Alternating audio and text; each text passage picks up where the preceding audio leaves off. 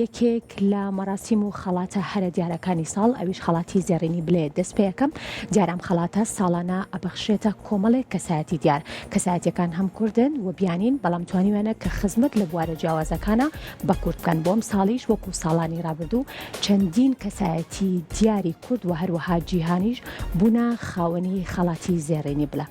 هاوکارانم راپۆرتێکیان لەو بارەوە ئامادە کردووە پێکەوە بینەریە بین فەرموو.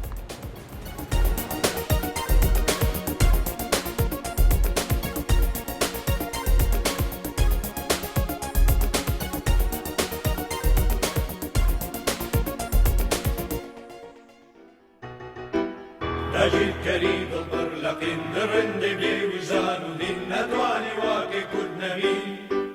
أكل بوينو أكل أبين أكل بوينو أكل أبين خۆشەویستان سڵاوتان لێبێ و ئەم کاتتان باش ئەمڕۆ لە مەراسیمێکی شایستەدا خەڵاتی زێڕینی لە بۆ ساڵی 2023 پێشکەشکرا بۆ ئەم ساڵیش نۆ کەسایەتی جیاواز کە هاوشێوەی ساڵانی پێشوو بۆ نۆ کەسایەتی جیاواز کا خزمەتێکی گەورەیان لە بوارەکانی سیاسی ئەدەبی هونەری و مرۆیدا کردبوو و بە درێژایی ژیانیان جێگە پەنجەیان دیار بوو یاخود ئەو کەسانە بوون کە هەموو تەمەنیان تەرخان کردبوو بۆ خزمەتکردن بە کورد و بە کللتور و هونەر و ئەدەبی کوردی لە ناویاندا سێ کەسایەتی بیانی بوونیان هەیە کە بە درێژایی ژیانیان خزمەتیان بە کورد و بە دۆزی گەلی کورد کردبوو بێگومان بۆ ئەمڕۆ چەند کەسایەتیەک یاخود هەوڵمدا کە قسە و گفتوگۆیەک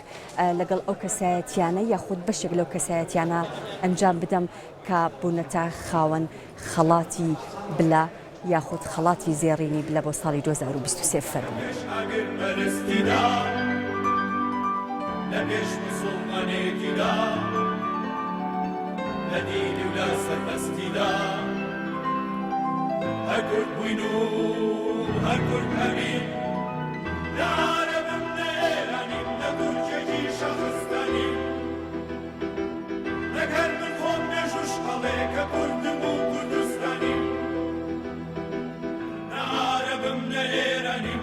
ترکێکی شەخستانیم نەکەر من خۆم مێژوش هەڵەیەکە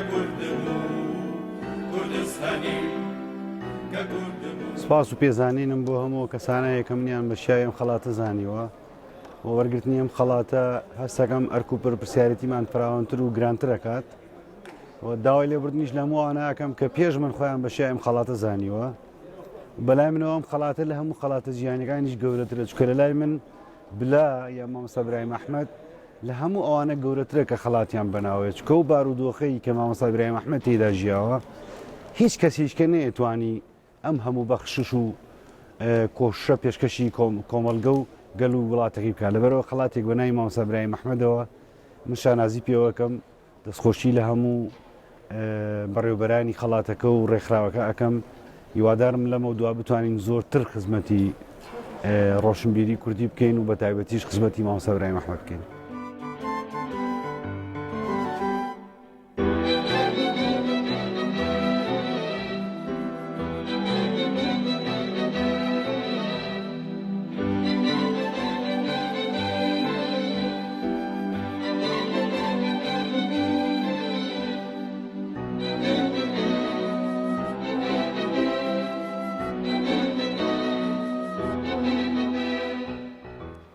سەرەتا دەستخۆشی لە ئەوەی بەڕێزەکەم و کەناڵی کورسات و دەستخۆشی لە ئیبراهیم ئەحمەد فاوندیشنەکەم و ئەوەی کەوا باوکی بەڕێزم مامۆستا محەممەد عەلی خەرەداغیان بەسەر کردوێتەوە لە خەڵاتێکی گەورە و گرنگە لەگەڵ مەجموعەتێک لە ئەو کەسە دیارانەی کە خزمەتی گەلی کوردیان کردووە لە ڕاستیە بەسەرکردنەوەی کەڵە پیاوانی گەلی کورد کارێکی گەورەیە کارێکی زۆر زۆر گرنگە لە چەند لایەنێکەوە لایەنێکیان ئەوەیە کەوا هاندەرێکە بۆ ئەوەی کەوا کۆمەلگا کەسی کەویل بۆ لەو شێوازە دروستکە هەندێکە بۆ ئەوانەی کە هێشتا لە کۆمەلگا خەریکن و هەوڵەدەن بۆ ئەوەی زیاتر هەڵ بدەن بگەنە ئەو ئاستە بەرزە لایەکەوە کاریگەریەکی گەورەی هەیە لەسەر ئەوانەی کە فعلەن خۆیان گەشتونە ئاستێکی بەرز بۆی بزانن کەوا ئەو توانایە و ئەو ئیشە و ئەو هەوڵی کە داویانە بەزایان نەچووە خەڵکێک هەیە پێزانێ خەڵکێک هەیە ئەزانێت چیان کردووە خەڵکێکە هەیە گرنگی کارەکانیان نەزانێ لەبەرەوە بەلای کەمیوە لەم دوو لاینەوە زۆر زۆر گرنگە بۆ خەڵکی کوردستان کەوا خەڵاتێکی ئالەم جۆرەیان هەبێ خەڵاتێکی گەورە و گرنگی ئالەم جۆرەیان هەبێ بدرێ بە کەسە ناودارەکانیان لە هەموو بارەکانە. لننجي ونبياوتي جوازنا كوايتي ورياروي شداويتي ككل بنو هكل أبي ككل بنو هكل أبي قلن همو براي منك أزور كران مش منك لوي مواتي كسنكم مجاب وما في كسنبم وما في قلو خاككم هتا موين خباتكم تغير كريد برنكم برند بيوشتانو دي دەستخۆشیتان لێکەم بۆ ئەم ڕۆژەی کە هەمومانە یادبان کردێتەوە و پیرۆزباییتان لێکەم و داواکارم لێتان لە بنەماڵەی برایم ئەحمەدەوە ئێمە پێخۆشحاڵ بیمان کە ئێمە لە دەست ڕژێمی بەحز نەجاتمان بووە کە ئیسە ئێمڕۆ ئەم ڕۆژە بە سەرکراوەمانە دیە لەخوا بە زیاد بی ئێمە ئەوەنە سزمان کێشا 6 دانەمان سزیم بووینە داواکارین هەموو پێخۆشحاڵم کە ئێمە خوای گەورە ڕەحمی لێمان کردو کە کورد سەرکەوتووە و ئیسە ئێمە خۆمان ئازادەژین هەستم ئەمەنە خۆشە بۆ ئەم ڕۆژە ئەمەنە پێخۆشحاڵم هەر هەمومان ئازادەژین مناڵمان ئازادەژێ خۆمان ئازادەژین لە دەست ڕژێمی بەحس نەجاتمان بووە کەس ناتوانێت غەزمان لێ بکە کەس ناتوانێت مناڵمان سزن بکات لەخوا بە زیاد بێ ئەمەنە ڕۆژێ خۆشە داواکارم لە هەمووتان دەستخۆشیتان لێ ئەەکەم لە هەر هەمووی دەستخۆشی لە جەماعەت برایم ئەحمەد شەکەم شانازیان پێوەکەم کە ئێمەیان بەسەر کردووە.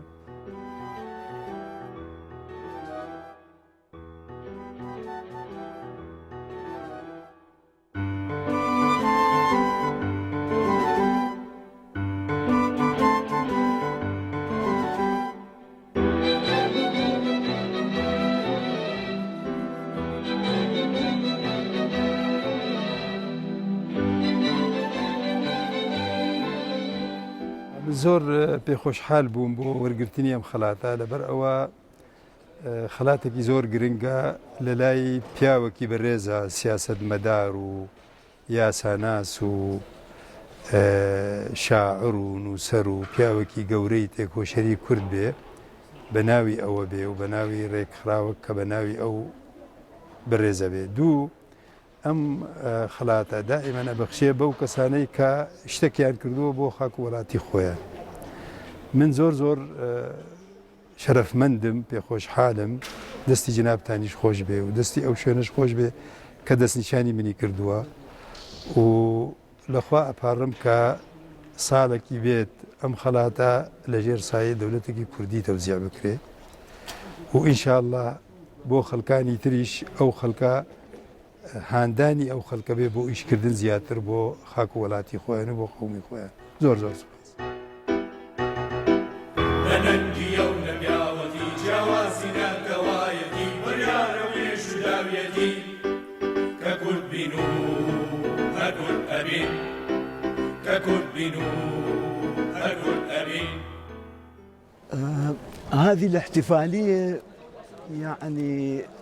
ناجحة. ئەم مەراسیمە لەسەر چەند ئاستێکی دیاریکراو سەرکەوتووە. ئەم شتە ناڵێم لەبەرەوەی کە بەشداریم لە مەراسیمەکەدا کردووە.